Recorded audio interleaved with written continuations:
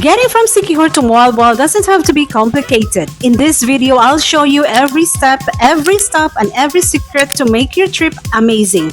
Ready? Let's go!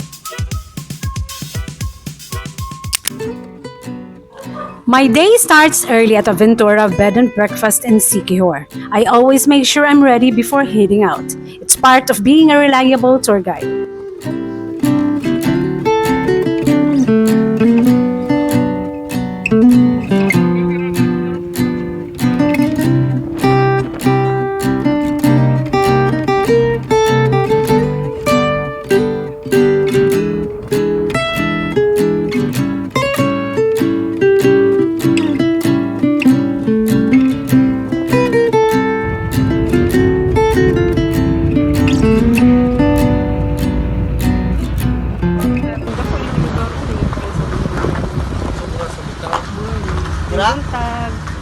Ini magkuha sa guest. Magkuha sa guest. Magkuha mo sa guest. Isa.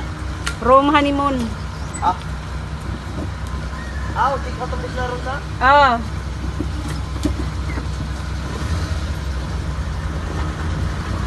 Pero iparang sa'yo mag-iparking na.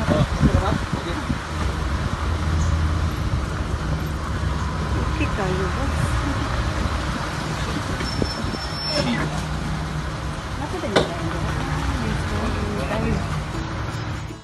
My next stop, U.Story Resort, where my guests are staying. As a guide, I make it a point to arrive early. It gives me time to ensure everything's in order and even chat with the staff for updates. Ma'am, ito kitingalan mo malinis ito para lugar. Kasi niya February man to, di ba? Staff. Diba? Kayo man ko na abot. Sika sa kanila. Okay. This is the place.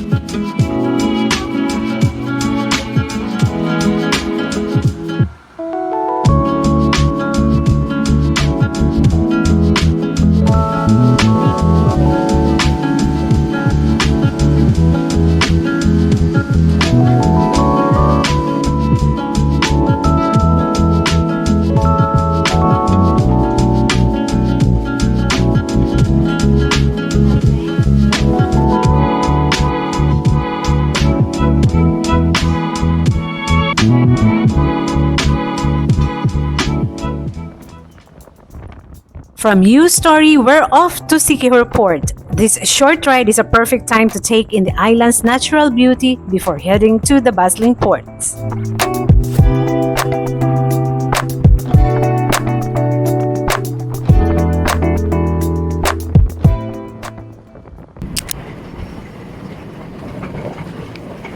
Buntag boss. OceanJet kolo. Buntag boss.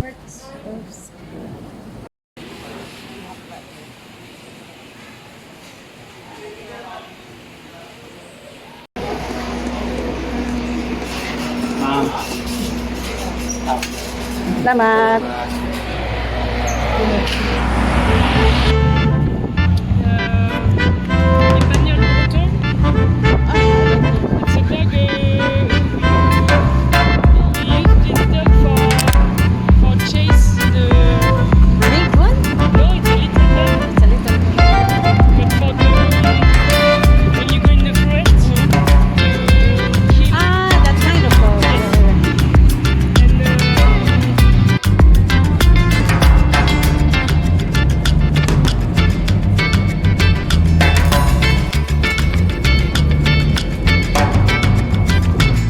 In 35 minutes, we arrive in Dumaguete City Port.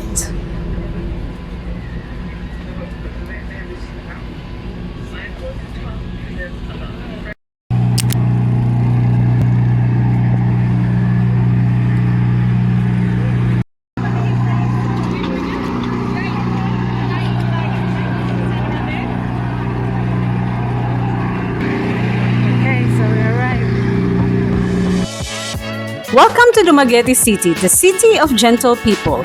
While here, we took a short stroll through the market, soaked in the local vibe, and enjoyed a quick bite at the Painitan sa Tiangge, a spot that's a favorite among locals. I'll admit I got a bit too caught up chatting with my guests and missed filming the right angles. But hear me out as I share more about this delicious local food we're having.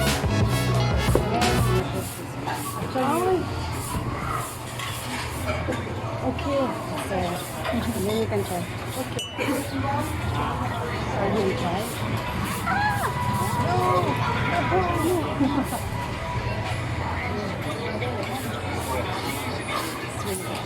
Wow.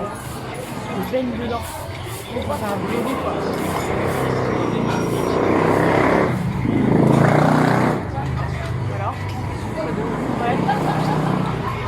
More sugar. More sugar, yes. And you don't want sugar.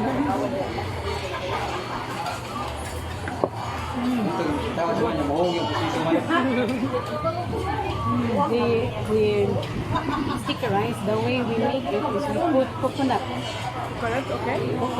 Not the coconut, the meat, but the juice. Okay.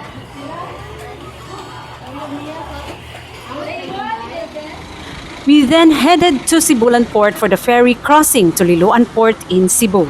This part of the trip highlights how connected these islands are. Whether it's the OceanJet or local ferries, these roads make inter-island travel accessible to everyone.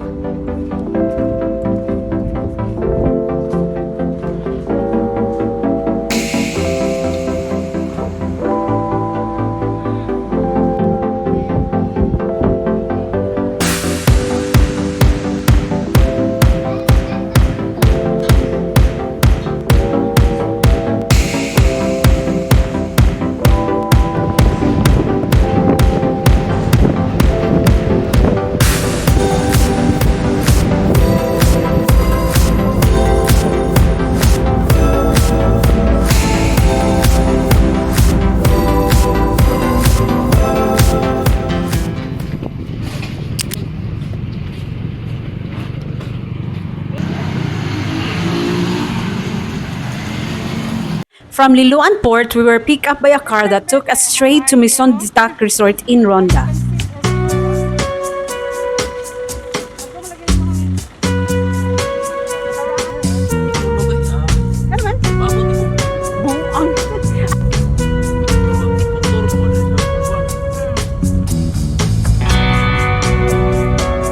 The drive through Cebu's southern towns is scenic with lush greenery and glimpses of the coastline along the way.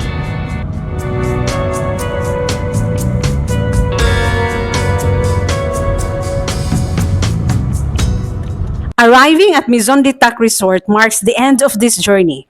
But for travelers, it's the start of another adventure in Moalboal, a place known for its vibrant marine life and laid-back vibe.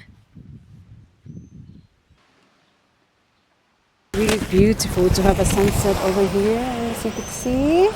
It's really nice. As the sun sets here in Moalboal, it's time to reflect on the day. For first-time travelers, this journey might seem long, but it's a fantastic way to understand how interconnected and beautiful these islands are.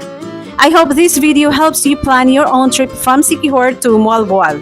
If you have questions or want more travel tips, drop them in the comments below. You can also find the links in the description to book your stay at U.Story Resort and Maison Ditac Resort. Thank you for joining me on this journey. Don't forget to like, share, and subscribe to my channel for more travel tips and guides. Until next time, see you on my next video.